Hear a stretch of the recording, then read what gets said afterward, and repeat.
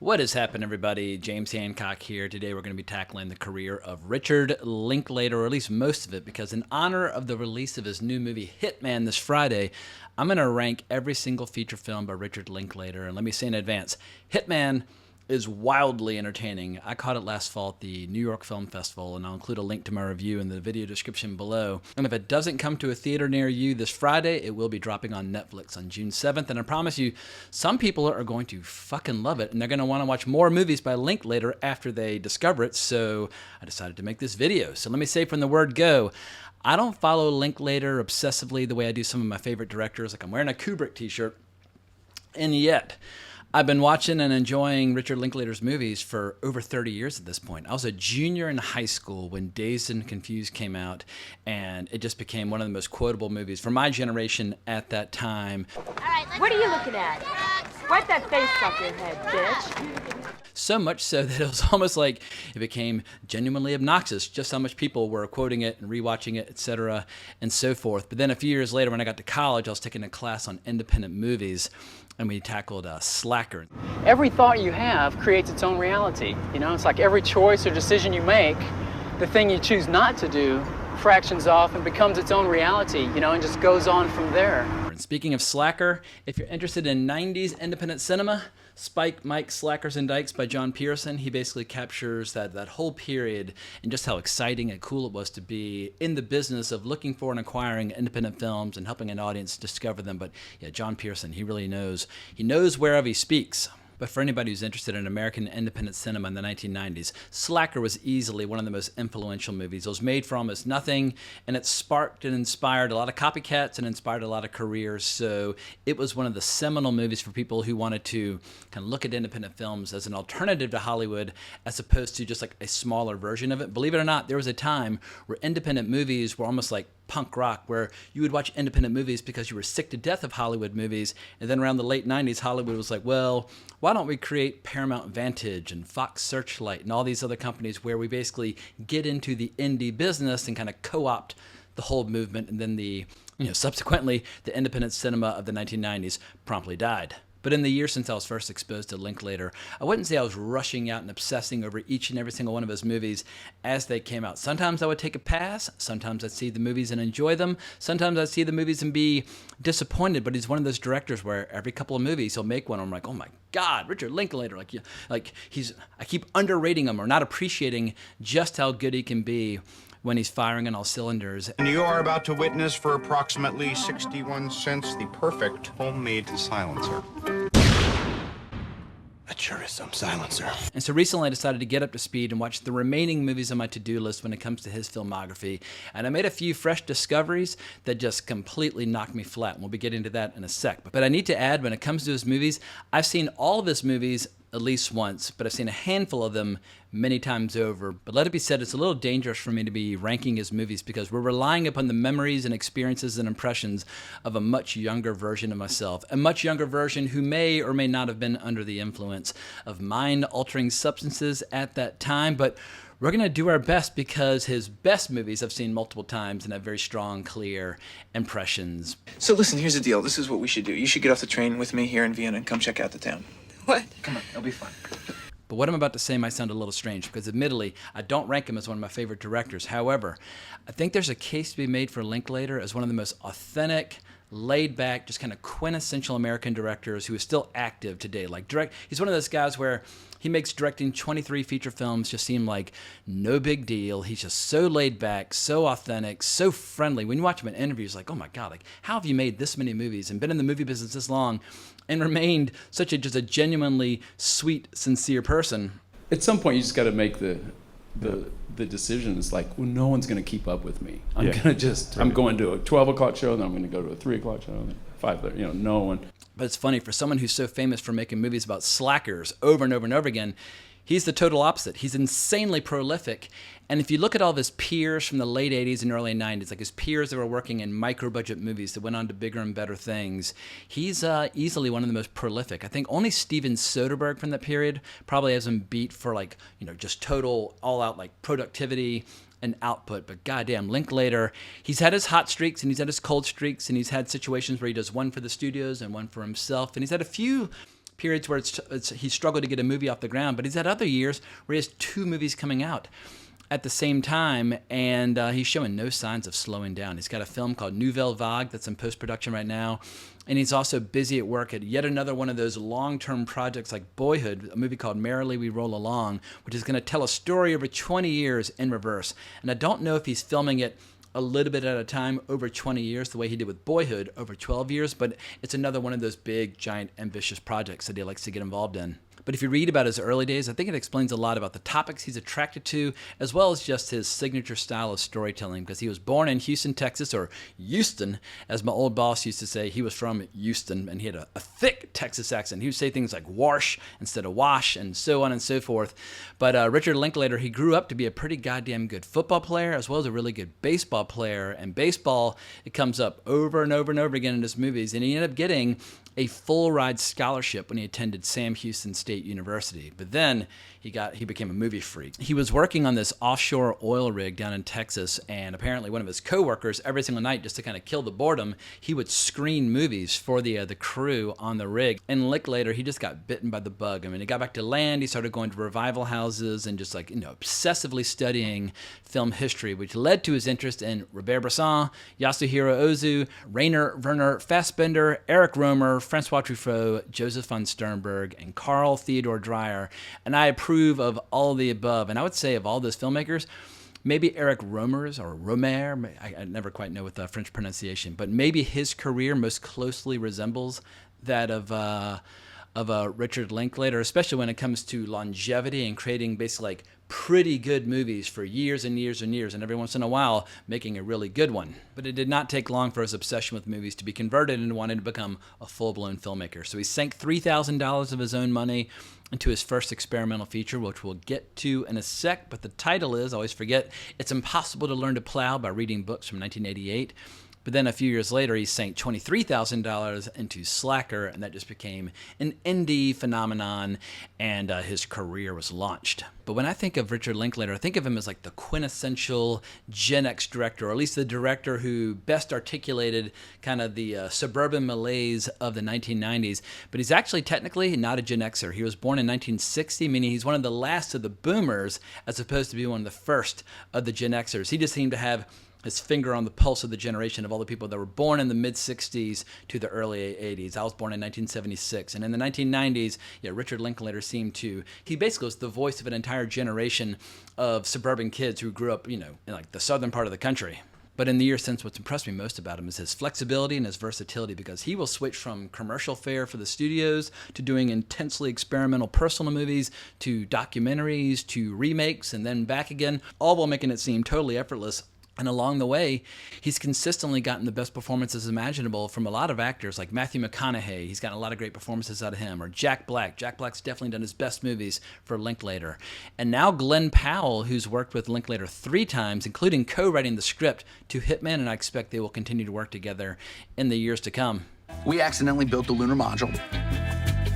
A little too small. How'd that happen? Listen, are you good at math? Yeah. Did you get a perfect 100 on every test? No. Okay. But maybe I've said enough at this point. Like I said, I don't know Linklater's biography or his personal life or his behind the scenes nearly as well as I do some of the other filmmakers that I've been preoccupied with over the years. But I feel like, whether I want to admit it or not, if you've seen 23 movies by a director, well, then you like them enough. And when we get to the official top 10, you'll see that I like a few of these movies quite a bit. But let's start with number 23.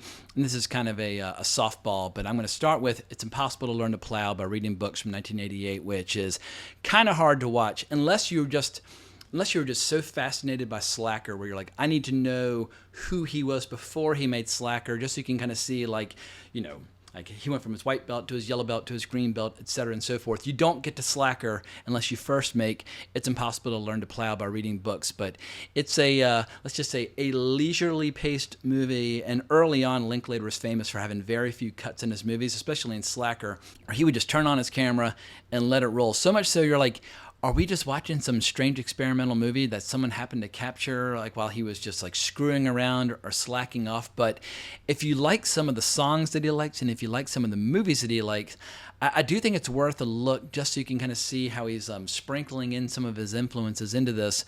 But he shot it on a Super 8 camera, made it over the course of 2 years. And one of the only ways you've been able to see it is if you have the Criterion DVD for Slacker. It's on the second disc, and that's the edition from 2004. But now a few people have uploaded it to YouTube.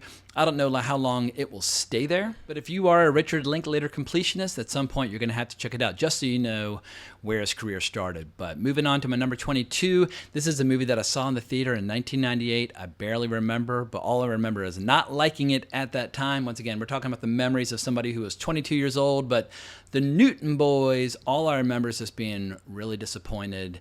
And at that time, a lot of those actors like Skeet Ulrich were suddenly, really, really big because of movies like Scream and things like that. But I remember being annoyed thinking like, is Linklater selling out or is he going mainstream? Like it just felt like he was trying too hard to pivot away from films like Before Sunrise or from Slacker and kind of go mainstream, and it just didn't quite work. When on the surface, everything about it should in theory have appealed to my taste and sensibilities, but I have not watched the movie in 25 years, and so all I can say is I did not like it at the time, which is why I'm ranking it number 22. But if somebody out there is like, fuck you, dude, Newton Boys is the shit, let me know in the comments below, and I will revisit the movie. But next up, my number 21, we have one of his more recent movies, Where'd You Go, Bernadette, from 2019. And this movie does have some good ingredients. I'll say this, all the movies moving forward from here, they all have ingredients that I like. They all have performances that I like. Like there are no Richard Linklater movies that I like despise or hate, which is actually saying something. His consistency is remarkable. But I just saw Where'd You Go, Bernadette for the first time over the last couple days, and Cate Blanchett, she plays an interesting character where you basically see just how insane and destructive and kind of diabolical and like a brilliant level artist can become if they're not actively creating or engaged in the act of creation, or if somebody actively is going out and destroying their creations, in the case of her greatest achievement as an architect. But what I do loathe about Where'd You Go, Bernadette is the performance by the daughter in the movie, because there's this new trend in Hollywood, which I hate to say that Linklater is even utilizing this trend, but perhaps it comes from the book that he adapted for the movie, where there's a trend where teenage girls lecture their fathers as if their fathers were a 5-year-old toddler that needs to have the world explained to them. And that scene, or that motif, or that basically that scenario gets played over again and again and again throughout this movie. And it's totally, completely insufferable. And the movie got kind of mixed reviews when it came out, and it was not a success for Annapurna Pictures. Like Annapurna Pictures throughout the teens was making all these giant movies with all these kick-ass filmmakers, but on a budget of $18 million, it grossed $9.2 million domestically and $11 million worldwide. It definitely needed to do double that to be considered a success. But I'll say this, if you're completely, totally obsessed with Cate Blanchett, it's worth a look, but she's so unlikable, at least for the first half of it. You might find it a kind of an unsettling experience, but don't worry, it all ends in a happy, heartwarming place, because if you want to say, or if you want to apply one adjective to the career of Richard Linklater, likability is a huge part of the appeal of his movies. But number 20, we're going with a movie called Tape from 2001, adapted from a stage play, which I only saw one time. I was actually dating a girl a million years ago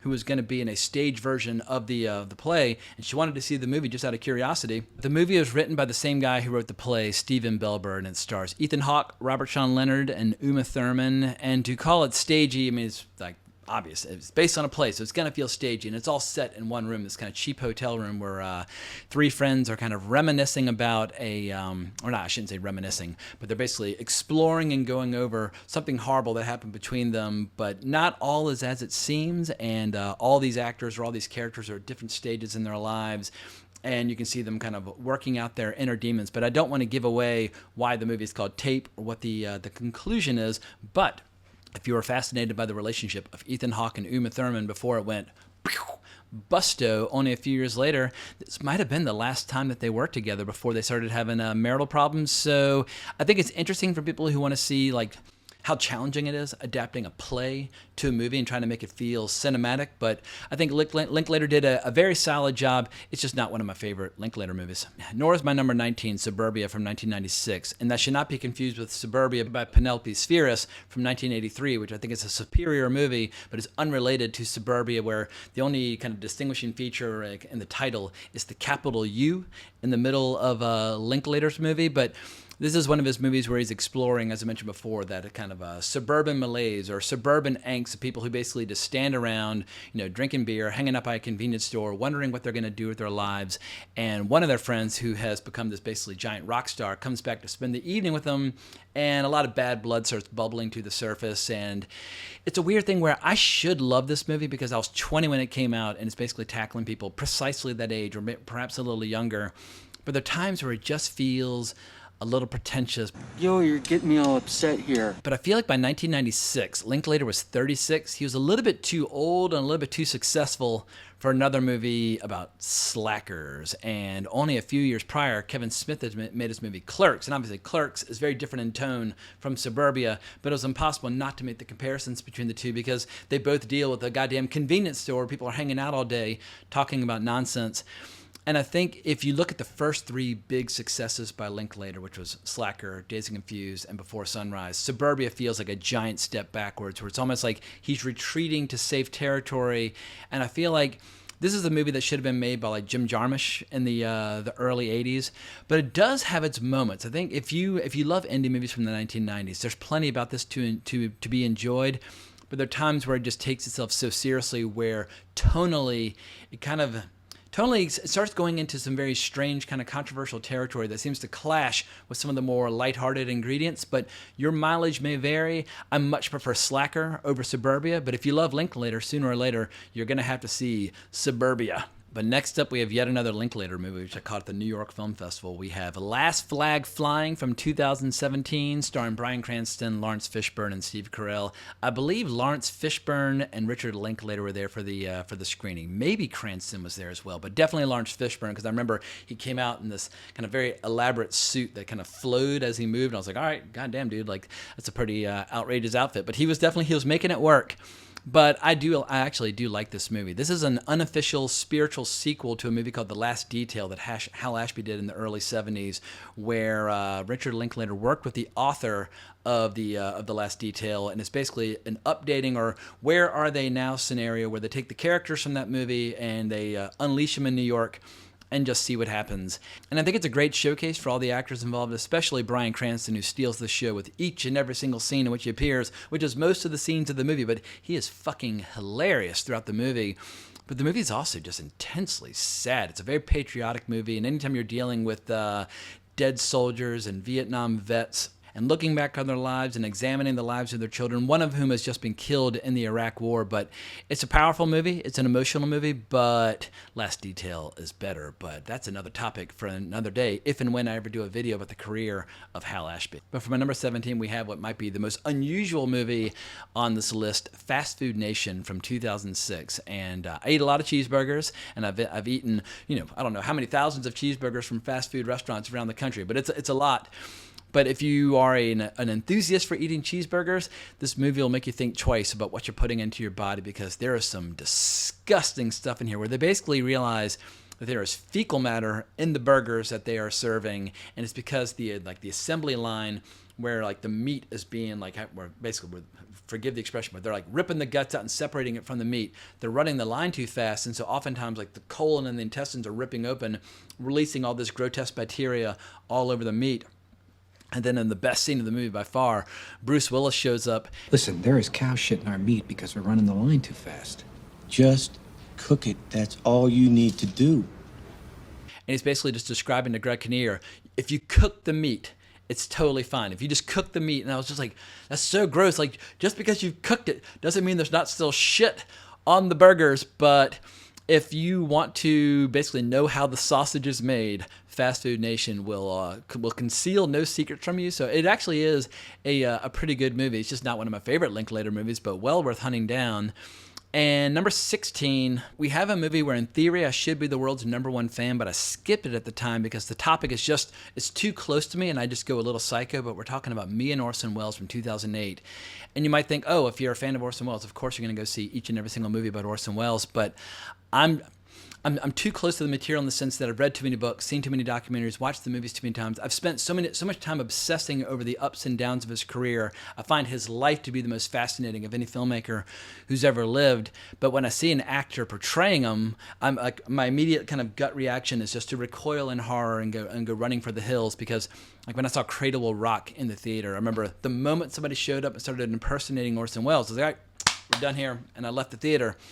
But the beauty with this movie, now that I have seen it, is that Christian McKay does not try to impersonate Orson Welles. He does a good job of kind of capturing some of his quirks, like the way he's able to raise his eyebrow in the middle, and some of his mannerisms. And he actually even had a one-man show about Orson Welles on the stage back in the UK. But I think he's one of the best I almost said impersonators again. I think he's one of the best actors to ever try to recreate the magic of what made Orson so charismatic in his early days when he was in his early 20s doing his adaptation of Julius Caesar on the stage. He is an arrogant... I am Orson Welles! And every single one of you stands here as an adjunct to my vision. You don't like the way I work here? There's the door. But what keeps me from totally embracing this movie is I can't stand the character played by Zac Efron. I have a very hard time seeing young, attractive actors in a period piece where they're trying to pretend as if they give a damn about the plays and the music and the books and the movies of that time period, because very few of them are convincing. When they start ranting and raving about all the things that they love that are unique to that time period, I just call bullshit on most of them. Like Zac Efron, I know you've never read these plays. I know you've never listened to these shows. You're just not convincing me, but you are young and attractive, and I get why you're the star of the movie. And Claire Danes is actually pretty goddamn good in this. She's really sexy. She has this great scene where, out of frame, all you can see, she's in a bedroom, and you just hear her voice saying, "Get in here, Richard." I was like, goddamn, like, it's business time. But James Tupper, he's not bad at all as Joseph Cotton, and that's one of the big challenges. If you're going to do Orson, you also have to get Joseph Cotton right, because they worked together so many times, like in The Third Man or The Magnificent Ambersons or Citizen Kane. Like they were, they did a lot of plays and a lot of movies together, and that friendship and that collaboration is a key part of the kind of the Orson Welles experience. And I think the thing that this movie got right the best, or the thing that this movie really nailed, we have one radio broadcast scene where you see a live radio broadcast with the sound effects and the music and all the actors standing on the mic. And you see just how improvisational and inspired Orson can be under those circumstances. And he was one of the highest paid people in radio at that time. So I will admit that I was wrong. I prejudged the movie. I did not want to see somebody do Orson Welles, but Christian McKay, he knocked it out of the park. I just don't like that Zac Efron in this movie, which is why the movie's ranked number 16. But pushing on to number 15, we have a regrettable remake in the mix, because at one point Richard Linklater did do a remake of The Bad News Bears, and this came out in 2005, but my default attitude is, if a movie's a genuine bona fide classic, just leave it alone, unless you want to make a movie kind of inspired by the tone and the spirit. But when you watch the original Bad News Bears from the 1970s, you're like, oh my God, like I'd forgotten just how raw and frank and uncensored the dialogue is in that movie, especially when coming out of the mouths of little children. But I think it's one of the most entertaining movies of that decade, and you can definitely see how it's had a profound influence on a lot of the movies of Richard Linklater. But his remake, it's not a total loss. Like there's this one great scene where the girl pitcher shows up and I was like, ooh, like you throw it like a girl and blah, blah, blah. She shows him what she's got, and of course one kid says, I think I just entered puberty. And there's some funny scenes with like Billy Bob throwing baseballs at the kids just so they get used to, like, taking a hit in order to be walked onto first, and so on and so forth. But the reason I don't like this movie, well, I mean, anywhere close to the original, Billy Bob Thornton's kind of drunken, I don't know, kind of like slacker routine, it's too eerily reminiscent of his Bad Santa performance, which came out 2 years earlier. And Bad Santa is just one of the funniest movies of that era, and really savage and really dark. And I just feel like it's kind of a thin, pale shade compared to his performance in Bad Santa. And so, he comes nowhere close to capturing the greatness of Walter Matthau in the original movie. But it's not bad. We're getting into the period, or we're getting into some of the movies by Richard Linklater that I do really enjoy. I think Bad News Bears is very watchable, and for a remake, It's not half bad. It's just, it's nowhere close to the original Bad News Bears, which, like I said before, I think it's one of the most hilarious, entertaining movies of the entire decade of the 1970s. But as I mentioned earlier, Richard Linklater did go to college on a full ride to play baseball, so he obviously knows a lot about this world, which leads us to the next movie on our list, our number 14, Inning by Inning, A Portrait of a Coach from 2008. I didn't even know this movie existed. As I was looking up Linklater's filmography, I was like, what the hell is that? I've never even heard of this. And it's kind of hard to find any video footage from it. You can't even find the trailer online, but you can find the movie on Amazon. And if you're a fan of baseball, especially college baseball, this movie's going to blow your goddamn mind. I won't go so far as to say it's on the level of something like The Last Dance, which is all about, Michael Jordan, the Chicago Bulls, and that sort of thing. But if you like college baseball, this is a portrait of the winningest coach, or I can't even say the word, winningest coach in all of college baseball, Augie Garrido, if I'm saying his name correctly. He is a character. And if you want to see what are the tactics that a college coach uses versus a professional coach, it's absolutely fascinating because he regards himself as an educator as well as a coach. Like most of the kids who play college baseball, they're not going to go on to be like, superstars in Major League Baseball. Like that's the end of their career. And so he instills a lot of life lessons and tough love and that sort of thing. And like Linklater, this coach was famous for his longevity, doing very well in the 70s, 80s, 90s, and early 2000s. And the interviews with him are fascinating, but the best scenes by far, I love watching all the baseball scenes. They're fine. But whenever he's really pissed off and he takes his team back into the locker room, he will shriek at them and talk about all their failings, but he'll also shriek at himself for failing them because ultimately, he takes responsibility for their losses as well as their wins because they're using his tactics and his strategy and that sort of thing. And he basically just wants everybody to play the best game of baseball possible. It's like it should not feel like a job. It should not feel like work. They say play ball, not like let's work baseball. It's like it's a job, but it's also a great passion. And I think as a character study, it's absolutely required viewing. And I don't even particularly care about baseball. I went through a phase in the late 80s, early 90s where I was collecting baseball cards because it just seemed like a fun thing to do. But even if you are only kind of like slightly interested in the sport of baseball, this documentary will be incredibly inspiring just because you see how does one become the best in their field. And this is just a portrait or a profile of University of Texas baseball coach Augie Garrido. And I think it'll catch a lot of you totally off guard. But now we're starting to get into some of the Linklater movies that I really liked, including one of my new fresh discoveries where I didn't even know this movie existed until a couple days ago, but Apollo 10.5, A Space-Age Childhood, which came out in 2022, and somehow I had no idea. I like Linklater. I follow his career. I see his movies. Either I didn't see the trailer or nobody told me, but this movie dropped on Netflix 2 years ago, and it's awesome. Like I kept saying to myself as I watched the movie, how the fuck did I miss this? Because I like Richard Linklater's rotoscope animated movies. And if you don't know what rotoscoping is, you basically film your scenes and then animate over it. And he's done 3 of these movies. He did Waking Life, A Scanner Darkly, and Apollo 10.5. But what's great about this, like on the surface, it's a movie where you think going into it, it's going to be kind of like a fantasy sci-fi movie where a child gets recruited by NASA to do the lunar landing in 1969 because they accidentally made the lunar module way too small due to our rounding error. So they need a child instead of all those, instead of Neil Armstrong and whatnot to do the mission instead. But what you realize is that this is basically just an incredibly, intensely personal coming-of-age drama of a child who's growing up in the Houston area. His father works for the NASA program. His father's not an astronaut. He just works for NASA. So he's around all that activity. And so his memories are a little unreliable and a lot of things kind of bleed together. But what's incredible about it, like the movie, it opens up with the premise and then it just dives into like 50 straight minutes of what it was like to be a teenager in Houston, Texas in the late 60s.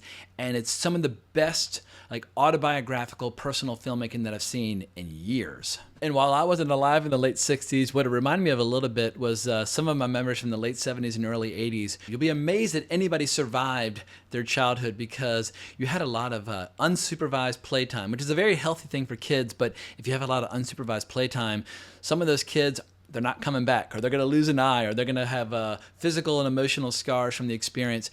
And when you see just what these kids are up to in their spare time, it's just absolutely delightful. I was just laughing and laughing and laughing.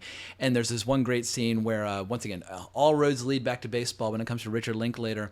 But on the team the kid's playing on, when you make a mistake or like an unforced error, your punishment is you have to stand there and let the 3 best pitchers on the team all peg you at the same time. And the kid has this great tactic where he looks at the best pitcher and he catches that ball and he tries to dodge the other 2.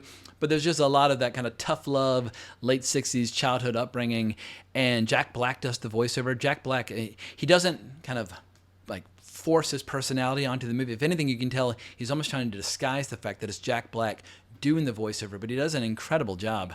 But there are some scenes that reminded me quite a bit of my own childhood. Like when you see a pickup truck blasting toward the beach with like 17 kids back in the back and no seatbelts, nobody cares. They're all laughing and pushing each other and like, you know, acting like fucking maniacs. You're like, oh my God, like I can't believe they used to seem so normal. So I think if you like Richard Linklater's film Boyhood from 2014, you definitely owe it to yourself to see Apollo 10.5. Or if you just love animation, the animation is just absolutely glorious. It's some of the most gorgeous animation of the last couple of years. But speaking of Boyhood, I expect I'll get a lot of pushback from this, but I'm actually going with Boyhood for my number 12.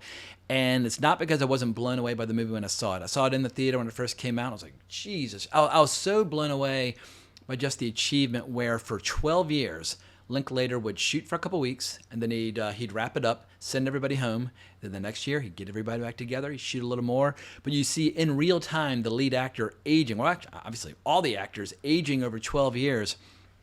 And it's one of the best coming-of-age movies ever made. But I think the reason I don't rank it like in the top 5 now, or even in the top 10, I think I'm more impressed by the achievement and just how impossible it is to maintain interest in a topic for that long. Because a lot of filmmakers, they will quit projects or they lose interest. Like they'll be working on a screenplay and they'll lose interest. Or they'll start working on a short film and they lose interest. Or they'll start working on a movie and like the money runs out. Like there's so many problems that can prevent a movie from coming into being. Trying to keep a production going for 12 years where everybody else has all these other commitments that they're going off and doing. I'm just blown away that he was able to keep this production going and that the final product was pretty good. But maybe my one critique would be it's hard to cast like a 5 or 6 year old actor and know whether or not they're going to be a good actor when they're 17 or 18. You're basically rolling the dice, hoping for the best. Ethan Hawke is really good in this. Patricia Arquette's really good in this. I don't think the main actor is as strong as the rest of the cast, but once again, you're casting a 6-year-old and hoping for the best. So I think Boyhood, it's an astonishing achievement and gives us a very good indication of what to expect from Merrily We Roll Along, which I don't know when that movie will come out. I don't know how old Linklater will be when he finishes that, but you know, there are very few filmmakers who are even attempting anything on this level, especially when you're dealing with relatively small budgets. So Boyhood, well worth hunting down, but I know that there are a lot of people out there that would rank it easily in his top 5, maybe his top 3. But next up for my number 11, we're going to go with a movie which I regard as one of Linklater's big comeback movies because he's had periods where he kind of cools off and then he's had periods where he heats back up again.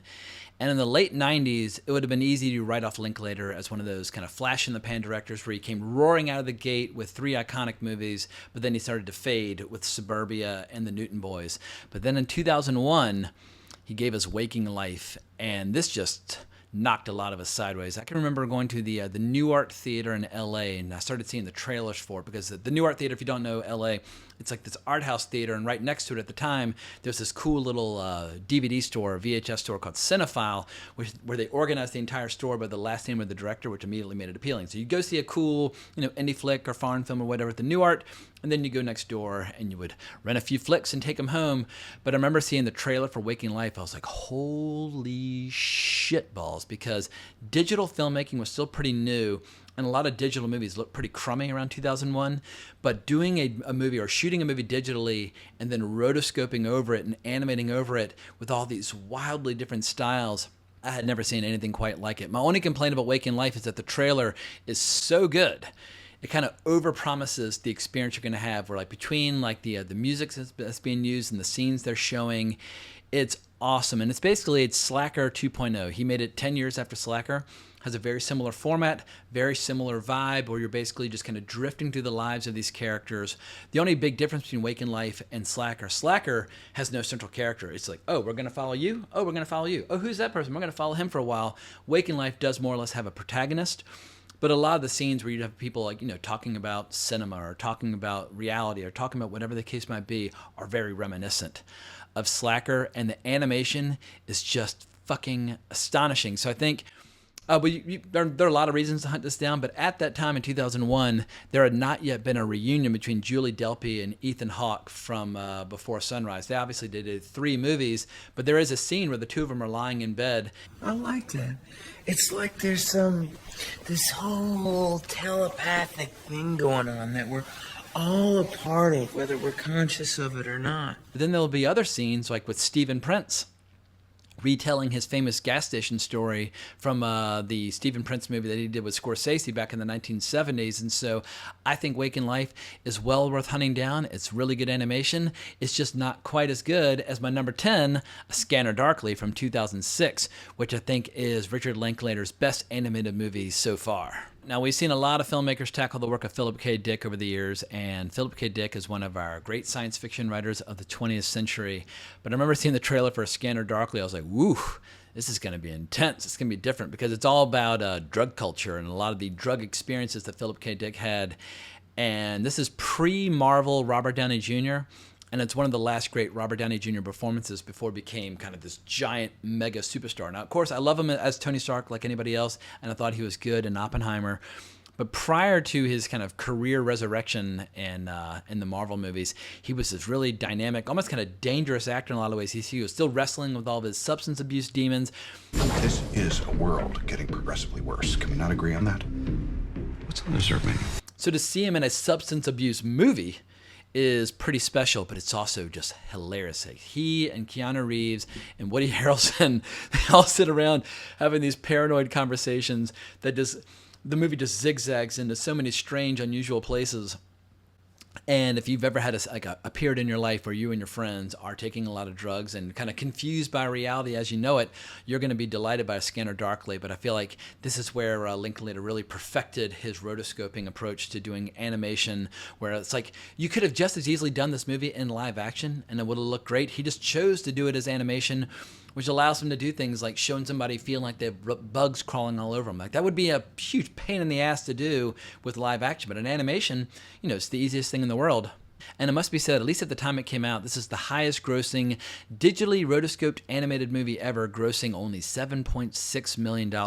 It's funny, these rotoscope movies, they look so good. Like Ralph Bakshi used to use a lot of rotoscoping. I mean, rotoscoping's been around for 100 years. You look at animation from the 20s and 30s. There were a lot of rotoscoped animated movies back then. You're like, wow, like that character's moving with such fluidity. It's because it's rotoscoped. But a lot of these movies, they just they don't perform, or I think it's too kind of, I don't know, like it's alarming to people, or it's kind of too confusing, or it looks realistic but not quite realistic enough. I think it just throws a lot of people off, but I think this movie absolutely looks gorgeous. And like I said before, when it comes to the humor of drug culture, like there's this one drug that everybody's addicted to called a substance D that slowly but surely eats away at your brain and basically makes like the two halves of your brain start to kind of go to war with each other.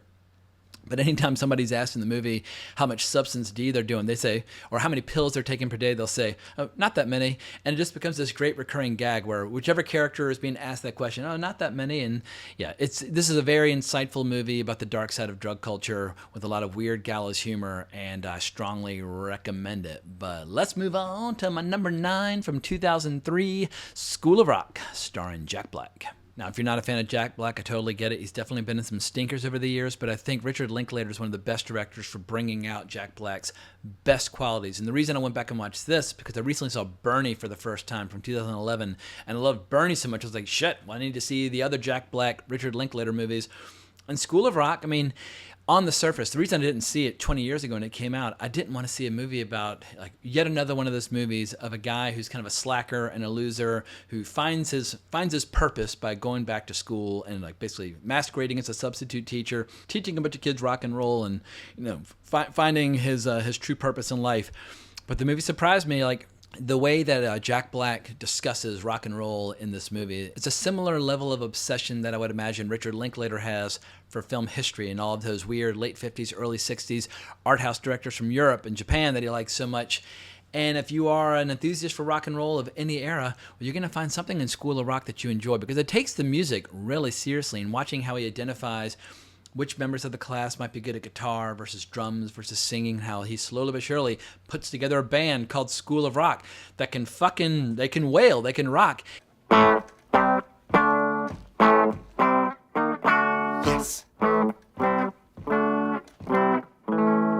it's really good stuff. And also Jack Black, no matter what you might think about him as a comedian, the dude can sing and the dude can play. And I feel like this part was tailor-made for all of his talents as an actor. Some actors like spend their whole lives waiting for that perfect movie to come along, where it plays to all their strengths and none of their weaknesses. And I think School of Rock is that movie for Jack Black, where it's like, goddamn, like he was put on this earth to play this role. And when the moment came or the opportunity arose, he totally capitalized and just delivered an absolute home run. So this is, much more mainstream than most of Richard Linklater's movies. But if you want to survive as a filmmaker, every once in a while, you got to make a movie that generates a little bit of box office. So I think School of Rock is a very enjoyable movie. It's just not as good as Bernie, which we'll be getting to a few slots later. But before we get there, we have to make a few stops with my number 8, Everybody Wants Some from 2016, kind of the spiritual successor to Dazed and Confused, just not as good. And this movie tackles college rather than high school, and it takes place a few years after the events of Dazed and Confused. So it does feel like it could take place in the same universe, but you have a kid going to college on a baseball scholarship, living in this house with all the other baseball players. And even though this movie on the surface kind of feels like a more kind of, I guess, like accessible piece of commercial entertainment, it also feels incredibly personal because you're seeing Richard Linklater explore a world that only people who have played college baseball truly understand. And I guess the first 2/3 of it, I think, are just absolutely perfect. I think the movie gets a little bit too sugary sweet or a little cloying in the final third, where the main character, he's one of those guys like Linklater where it seems like he can get along with anybody, whoever they are. And that's why it doesn't matter if you're a nerd or if you're political or if you're a jock or a stoner. He likes everybody, he gets along with everybody.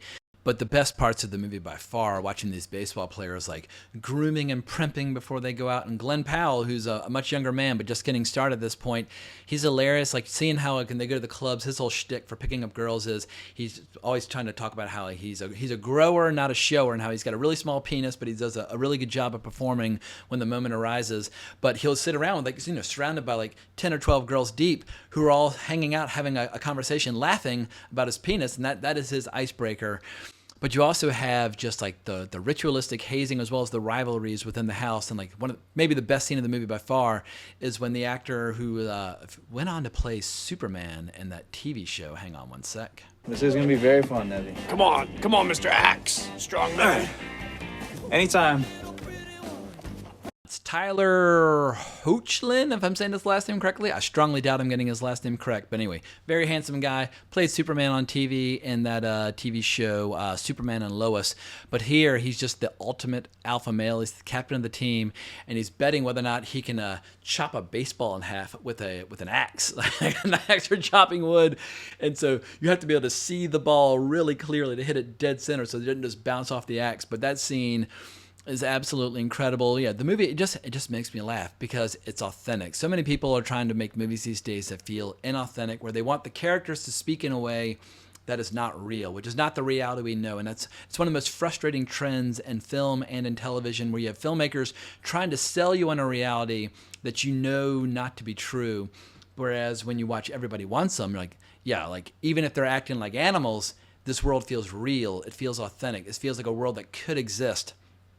And I think that's what's missing from a lot of contemporary entertainment. So if you want to laugh and have a good time and hear great tunes and watch some good sports and just watch a great college movie, Everybody Wants Some totally delivers. I just think the ending will let you down a bit. And also, when compared to Dazed and Confused, it just comes up short. But now for my lucky number 7, we have the movie, which is the reason why I'm making this video in the first place, because I think Hitman ranks in Linklater's top 10. I think it's his most entertaining movie in years. And like I said before, I'll include a link to my review down in the description below. I've actually reviewed a lot of Linklater movies on this channel. I think I reviewed Last Flag Flying in real time as it came out, and I remember reviewing Everybody Wants Some when this channel was brand new. I had the channel for a month, and I reviewed Everybody Wants Some. So I kind of don't want anybody to watch that video because I hadn't found my rhythm yet when it came to doing video commentary. But Hitman, holy shit, it is romantic. It is humorous, it is sexy, and you basically have Glenn Powell playing a college professor who also moonlights with the local police force, helping them basically doing sting operations where usually they have somebody undercover as a hitman kind of luring out people that are looking for a hitman so they can bust people for trying to kill people. But that guy, I can't remember why, there's one day he can't show up to work, and as it turns out, Glenn Powell's character has a knack for this because he can impersonate a wide array of hitmen. He's a master at realizing what is the hitman that this person wants me to be. Like, how can I, basically be the most convincing version of hitman for them?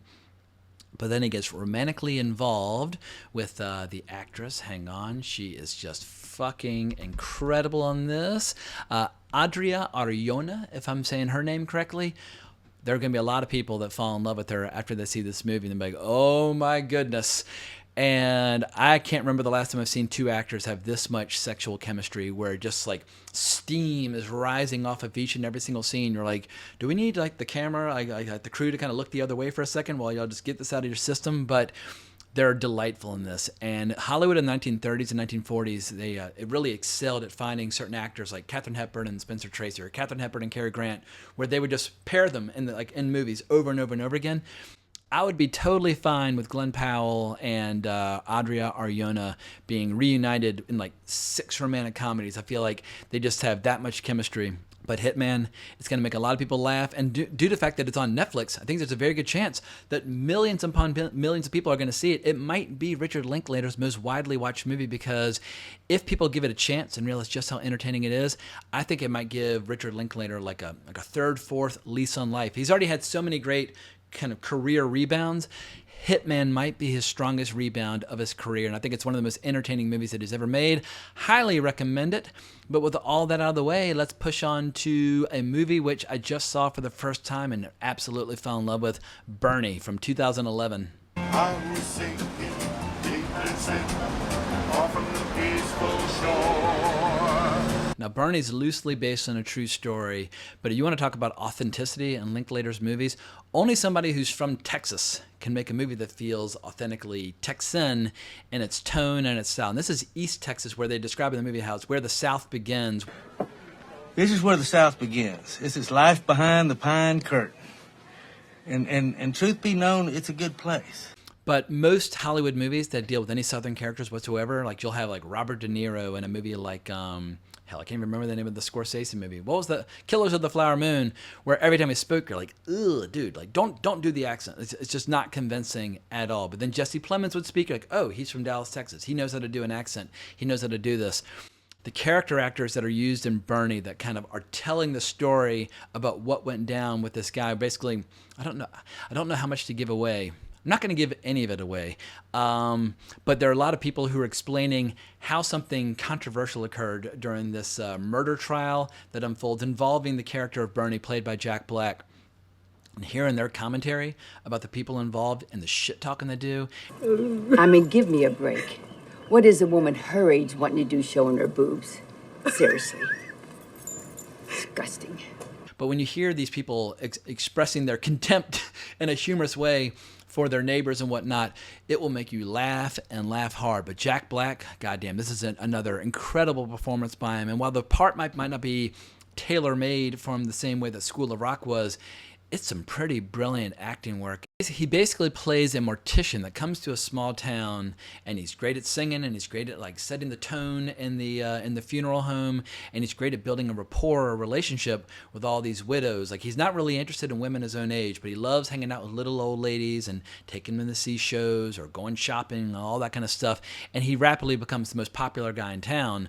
And he's the only person who seems to get along with the most hated person in town, played by Shirley MacLaine. There are people in town, honey, that would have shot her for $5. And their developing relationship becomes the talk of the town, as the focus of the movie.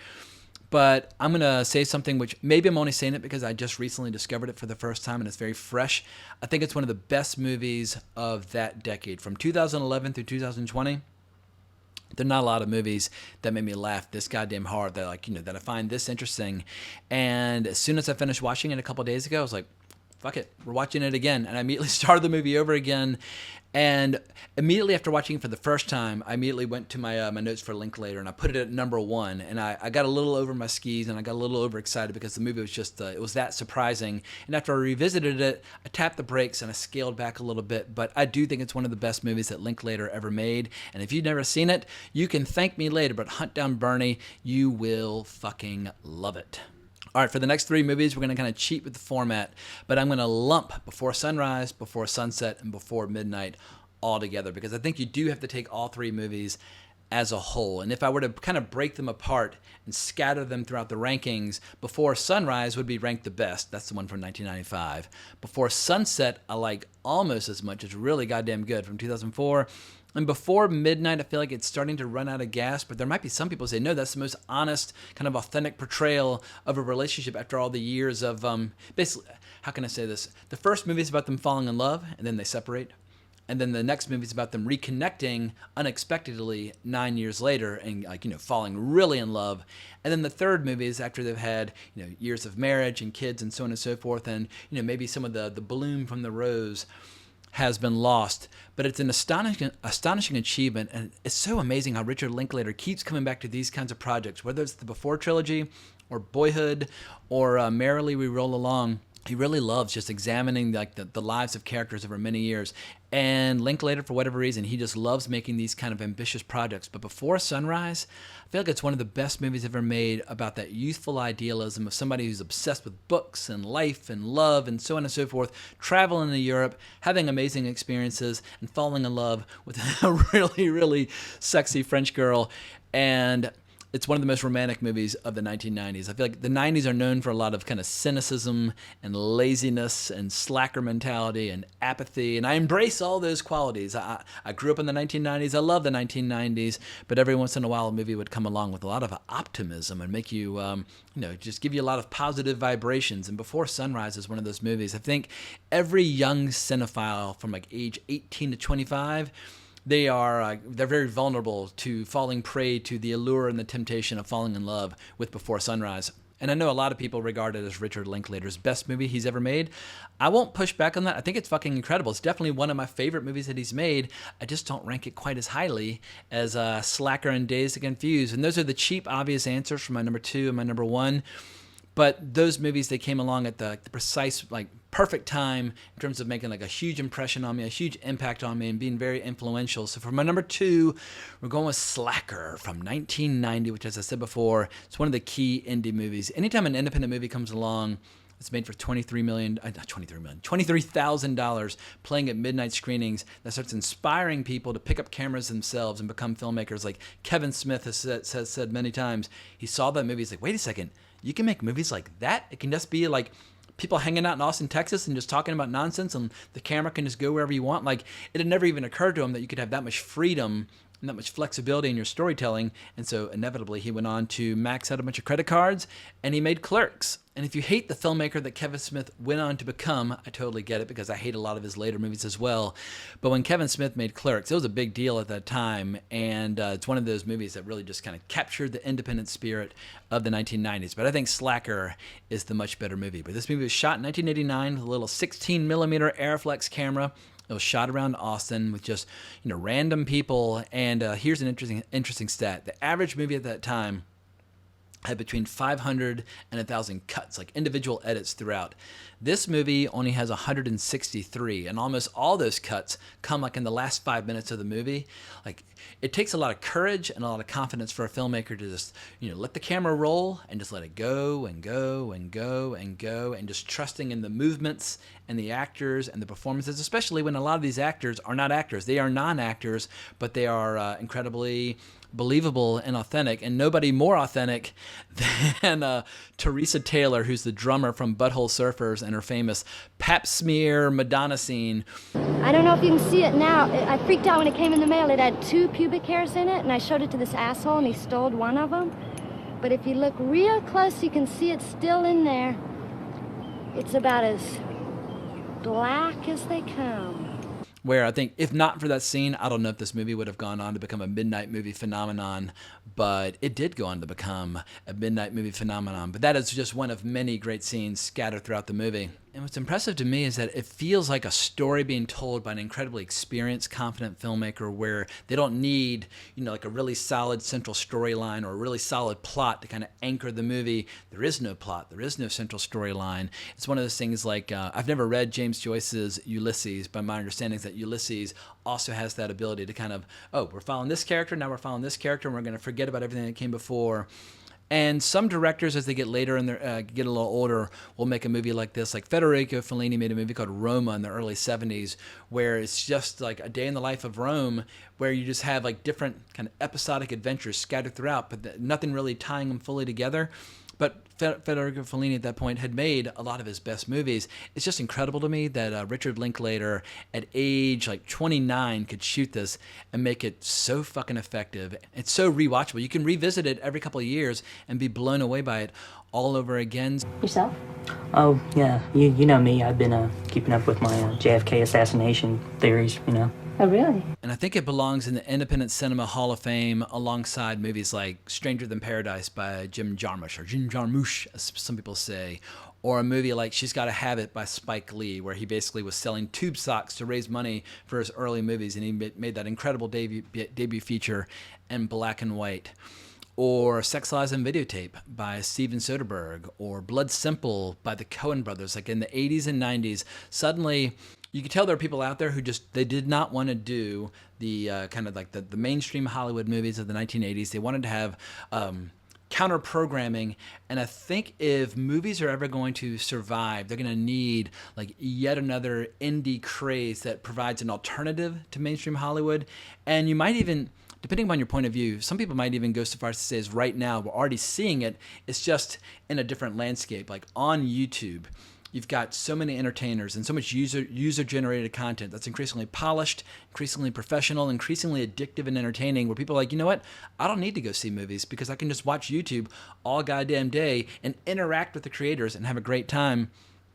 And I think as time goes by, more and more people are going to start drawing parallels between the big YouTube creators and a lot of the big independent filmmakers that emerged in the 80s and 90s. But if you're going to talk about the history of independent cinema, that conversation's always going to include Slacker.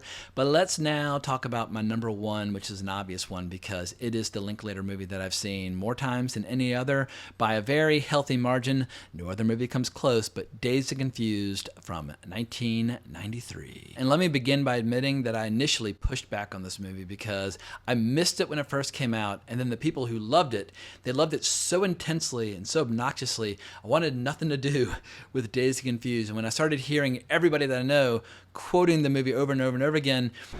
That's what I love about these high school girls, man. I get older, they stay the same age. I think I was a little angry that I had not been one of the early people to discover it, and like I was kind of jealous. I was like, well, like then I felt compelled to shit all over it. But then I finally started watching it and watching it again and watching it again, and each time I watch it, I fall in love with it all over again. And Tarantino has admitted that it's one of those movies where it's so intensely likable, you can run the risk by accidentally kind of ruining it or spoiling it by watching it too many times. He says the same thing about They All Laugh by Peter Bogdanovich from the early 80s. But this is one of those movies that you call a hangout movie. You watch the movie because you love the characters so much, you just want to hang out with the characters. Like Rio Bravo from the late 50s by Howard Hawks. That is yet another hangout movie. On the surface, it looks like a Western, it sounds like a Western, but you watch it just because you want to hang out with those characters. And with Dazed and Confused, like half the cast went on to bigger and better things. Like Mia Jovovich, she was 16 when she worked on this, and she actually eloped during the shooting and went off and married some guy that she had met on the movie, and that her parents had to have it annulled. So obviously, yeah, she went on to bigger and better things. And Ben Affleck, you know, everybody kind of dislikes him in the movie, but he went on to bigger and better things. Ducks on the pond. How you doing, boys? Or Parker Posey, who I completely fell in love with after seeing this movie. She is vicious in this film. That was karma, you little slut girls, you little freshman sluts. Get up! Get up! Up! Up! Up! Eric! And I was unaware at this time that she'd already been making movies with a guy named Hal Hartley, who's yet another peer or contemporary of Richard Linklater, who never quite enjoyed the level of success that Linklater did. But he made a lot of kick-ass flicks and helped discover a lot of great actors. But what's funny is I think of Dazed and Confused as being this, giant successful movie. I didn't know till recently it only grossed $8 million. But because of the popularity of it, like within my circle of friends, I would have thought that it had made like $800 million at that time. It was a modest little indie success. But within my bubble, it just seemed like, Terminator 2 or something along those lines. But getting back to actors who went on to bigger and better things, obviously the big breakout star from this movie is a little-known actor known as Matthew McConaughey, who is still going strong all these years later. And goddamn, I'm not gonna do any of his shtick or his routine, but yeah, people have been quoting his most notorious lines ever since. And every time I go back and rewatch it, apparently it's based on his older brother, but he makes me laugh, and he makes me laugh real goddamn hard each time. And he crushed it. If you want to become a superstar, find a filmmaker like Richard Linklater where you're on the same wavelength and have him write a part like this and build it together from the ground up. But goddamn, he's not even in the movie that much. I mean, the cast for this movie is so goddamn big that nobody really gets that much screen time. Like Joey Lauren Adams, obviously she would really pop with Chasing Amy a few years later, but she's barely in the movie. She's great with what screen time she has. Or Adam Goldberg, like he makes the most of the scenes that he has. Or Anthony Rapp, like there are a bunch of actors in here where they get their moment, they get their scenes, they take the ball and run with it. But it's just an incredible ensemble cast, an incredible soundtrack, an incredible screenplay.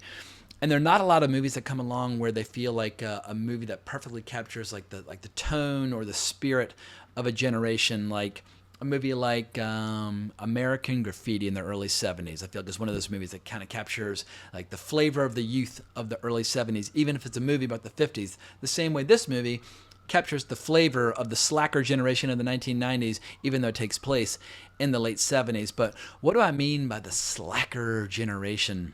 For people who are millennials and or Generation Z, the slackers of Gen X, it's a unique temperament where it's a lot of political apathy. Like throughout the 90s, in high school and in college, I think my friends, we might have discussed politics like on 2 occasions throughout that entire decade. We cared about music.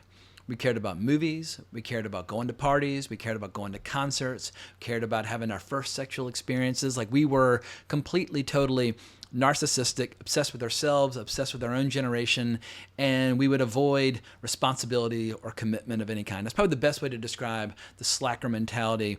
But it did make that decade a hell of a lot of fun. Like, an entire decade devoted to just enjoying music and smoking weed and watching movies and trying to get laid. Like, yeah, like that sounds like youth to me, but obviously everybody's childhood and everybody's youth is informed by the era in which they grew up. But Richard Linklater, I think that's his #1 achievement. He captured the voice of the slacker generation of the 1990s. Even if he was a little bit older than that generation, he really just understood the vibe and the energy and the mentality of that era. And I think he probably did a better job of expressing it cinematically than any other filmmaker at that time. So for that, I'm indebted to Richard Linklater for basically making my teenage years and my early 20 years a more interesting, more entertaining, more satisfying time.